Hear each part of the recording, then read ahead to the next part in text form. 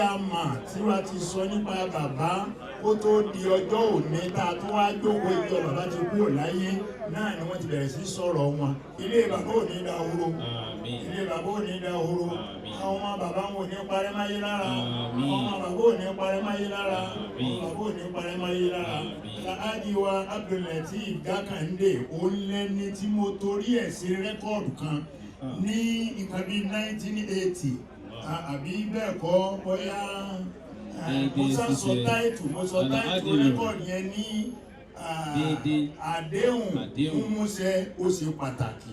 Bàbá lọ wo rẹ́kọ̀dù náà á rí mi ò dákọ̀ bàbá ń bẹ̀ ṣùgbọ́n létà ni bàbá tó wá mi kàn pé wàláhì àfà èmi lè dákọ̀ tó nípa báyìí. Bàbá náà wọ́n ṣe dáadáa sáyé, wọ́n ṣe dáadáa, bàbá ṣe dáadáa nítorí kí wọ́n tó lè gbọ́ wá sí ẹlẹ́ẹ̀kejì wọ́n gbé mi láti Kánò wọ́n gbé mi wá sí Òmù Àrán pé àwọn fẹ́ ṣe lẹ́kṣọ̀ kan bẹ̀ èmi náà ní kí n wá ṣe fáwọn.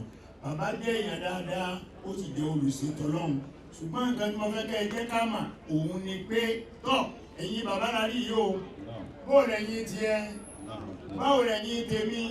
Bàbá ń lé ayé kiri tá a lérò pé ayé wà mí gangan kò sí ibi ayé wà. Béèrè lọ́wọ́ ẹni tí ń bẹ lẹ́gbẹ̀ẹ́ rẹ pé kí ló ń bá ká. Kí ló ń bá ká. Béèrè lọ́wọ́ ẹni tí ń bẹ abẹ́rù ń bà ọ́ ni. Béèrè pé kí ló ń bá ká. Kí ló ń bá ká. Béèrè lọ́wọ́ ẹni wà lẹ́gbẹ̀ẹ́ rẹ. Torí bá ọ̀bá béèrè kọ̀ọ̀kan pọ̀ látẹnu rẹ̀ wà láì onímọ̀ pé bátibátí lòun ṣe. Jákàndé fayé lẹ̀ lórí gbogbo wàhálà rẹ̀. Jákàndé nìkan ó nìkan lórúkọ rẹ̀ ò lè parí gbogbo èkó ìlẹ́lẹ́. Wàláhì ilé Jákàndé kìnnìkan Jákàndé kìnnìkan Jákàndé kìnnìkan Jákàndé ní bẹ́ẹ̀ láti bá ti lè. Àlìmọ́rí ò yẹ kó kọ́ bí ara lọ́sọ̀kú ni yòókọ́ dì mọ́ ha. Ọ̀tọ̀rọ̀ fún aṣíwájú ọlọ́mọṣàdé rí ìwú dáadáa o. Bẹ́ẹ̀ láti ìwú ẹ̀ sọ dáadáa. Gbogbo táyé ń retí nípa yín nìṣẹ́ ọlọ́mọ mọ̀ọ́sẹ̀ bẹ́ẹ̀. Wọ́n bá ti mọ̀ọ́sẹ̀ bẹ́ẹ̀ ọlọ́mọ ó di ẹ̀rí ìṣe. Àti orí oyè kọ́ àti rí ìṣe ló ṣe pàtàkì. Àbí ọlọ́run oríire yín ọlọ́run yọ kalẹ́ o. Oríire yín ọlọ́run yọ kalẹ́ o. Ọlọ́run wa Muhammad. Bàbá wa Jákàndé tọ́lọ́sàrì kìámà. Ẹ dákun àtọ̀rọ̀ gbogbo ẹ̀yin ọmọ ẹ̀ní ṣerú ayé. Ẹ̀ní ṣerú ayé. Ọmọ wa Alhaja Jákàndé ọlọ́mọ sábà ṣàánú wọn. Ọlọ́mọ àṣàánú wọn. Ọlọ́mọ àṣàánú wọn. Bí bàbá bá ránṣẹ́ tí mi ti bá wá bí wà láì ìwé ni bàbá fẹ́ fi hàn mí.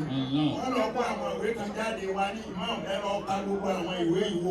Ara àwọn ọ̀nà tá a fi to Èkó nìyẹn. Ọlọ́mọ wọlé Ànábì wa Muhammad.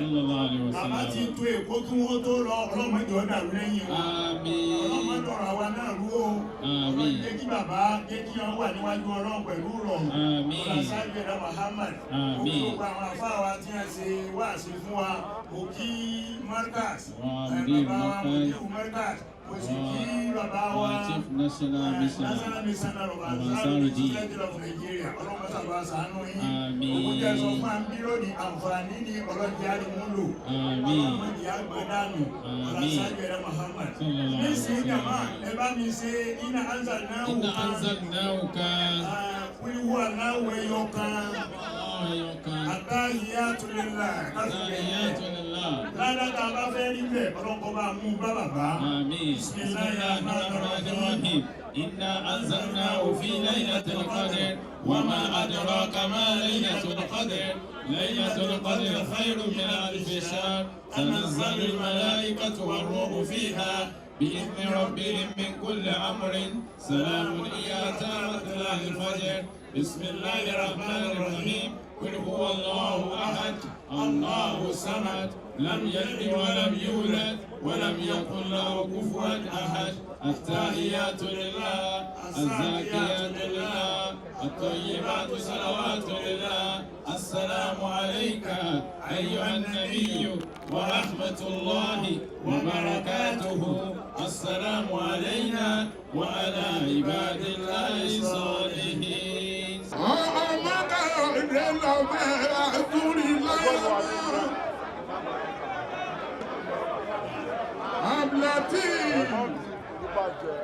Bọ́ọ̀bá délé ọba òkìlẹ̀ òun káyọ̀ gbẹ̀gbọ́.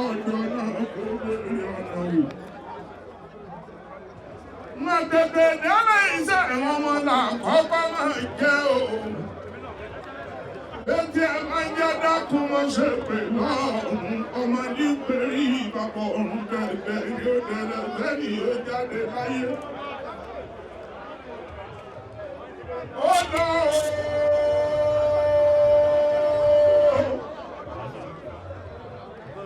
ọmọ káyọ̀dé lọ́lọ́ láàrin àwa.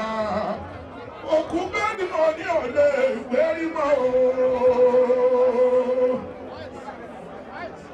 Ààrẹ mú wẹ̀yìn wo kó wọn mọ̀ yìí tẹ̀yẹ̀ ṣe báàmì ààrẹ mú tó ṣe bẹ́ẹ̀ tó lè wàlẹ̀ àṣà. Ìbáṣepọ̀ akúláyé alágbàhùnà. Bó bá ṣe pé Olúmọ bá kú láyé o. Àrẹ̀mú bá máa ń pé ìkújàre rẹ̀ ni bó ṣe dá rẹ̀ ṣàjèjì òtútù lálọ́ bá kú. Ṣé bí bá máa ń pé ìkújàre rẹ̀ ni Olúmọ ti kú ààrẹ sárọ̀rùn. Kò sẹ́ni tí a kàn lórúkọ kú jẹ́. Àrẹ̀mú ọmọdọ́mù lápẹ̀rán ọmọ lọ́wọ́ alágòkò àṣìgbà lọ́nà tó mú. Ó ọmọ sí ọmọ àbọ̀rọ̀ kò là. Máa ní òmùmù sí ọmọ àbọ̀rọ̀ kò mú owó lọ́wọ́. Ìrókò òmùmù sí sọ pé òun ò ní jẹ́ káàrí òkun mọ́. Ọ̀rọ̀ òun ò sí. Ó sọ pé òun ò ní jẹ́ káàrí iná mọ́. Ọmọ fìjọ mú kálẹ̀.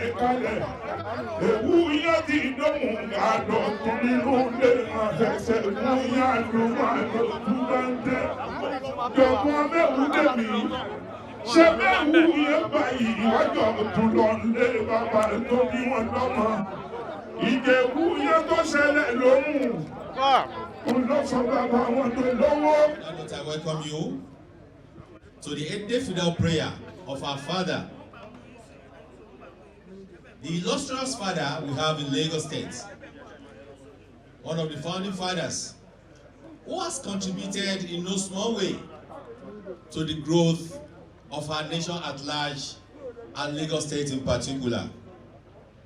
Our father that has given us a revolutionary education. Our father that contributed largely to our health sector. Our father that established Lagos State University, LASO, that have produced a lot of professors, a lot of chief executive officers in their various fields. Our father that established Lagos Television. Our father, a visionary leader. What can we say about our father? Alhaji Dr. Abdulateef Kayode Jakonde. May his soul rest in perfect peace. But it's divine to forgive. We welcome you. I say Assalamu alaikum wa rahmatullahi wa barakatuh. Ṣé tọ̀rọ̀ ilé ẹ̀kọ́ la fẹ́ sọ ni? Àbí ti ètò ìlera? Àbí ti ojú ọ̀nà? Àbí ti àwọn nǹkan kò ṣeé gbàgbé? Ṣé ti ilé olówó pọ́kú ni? Tó já sí pé ibi tá a mọ̀ tí bàbá ń gbé nílùú Péjú. Àwọn ilé Jákàndé wà káàkiri tí gbogbo ọmọ Nàìjíríà tí a jàǹfààní. Àbí tàwa ta tiẹ̀ lọ sílé ìwé gíga ti Lagos State University la fẹ́ sọ. Àbí ti Lagos Television tí wọ́n dá sílẹ̀ eléyìí tí ò ṣeé kà tán.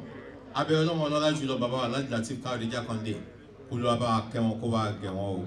Eléyìí ló fà á tí gbogbo àwọn àlùfáà àwọn bàbá wa wọ́n fi péjọ lénìí wípé ẹ jẹ́ ká tọrọ kí á ti gẹ̀ fún bàbá wa Alhaji Lateef, Dr. Alhaji Lateef Kayode Jakonde. Akíkalẹ̀ gbogbo àwọn bàbá a bẹ̀rẹ̀ látòrí bàbá wa Chief Jami gbogbo ìlú Èkó, bàbá wa His Eminence Fọdilatu Sheikh Suleiman Ọlọ́ntóyin Abunala Adamallahu hayatahu bil khairi wa sa'ada. Akíkalẹ̀ wọn Ọlọ́run kó jẹ́ ká rí wọn pẹ́. Akíkalẹ̀ bàbá wa Mudiru Markaz, bàbá wa Sheikh Habibullah Adam Bilal Alori OON Adamallahu hayatahu Sheikh bil khairi wa sa'ada. bákan náà la kí ìkàlẹ̀ bàbá wa chief imam wa ti gbogbo Ìkòròdú division bàbá wa chief imam Saifullah olówó òrìbí bákan náà la kí ìkàlẹ̀ bàbá wa chief imam ti Ẹ̀pẹ́ division àwọn náà wà níbí imam Asadallah Abdulrahman bákan náà la kí Maulana Sheikh Suleiman Farouk oníkíjìpá alimiskin billah aliamani ọlọ́run ní jẹ́ kó bàjẹ́ bákan náà ni a kí àwọn ọ̀gá wa àwọn tíṣà wa a sì Professor Abdulkabir Ọláwálé Paramọ́lẹ̀ all the way from Lagos State University. Bákan náà ni mo kí bàbá wa àgbà bàbá wa alimam ti gbogbo ẹgbẹ́ Ansarudeen bó ti Nigeria Novase Maulana Sama'ata Sheikh Abdulrahman Ọlánrewájú Ahmad àwọn náà wà níbí fàálà wa sàlám wa marhaba. Bákan náà mo kí imam ọmọọba Abdulhakeem Kòsọ́kọ́ àwọn náà wà kalẹ̀. Bákan náà mo kí Sheikh Al-Mubarak Al-Mustafa àwọn náà wà kalẹ̀.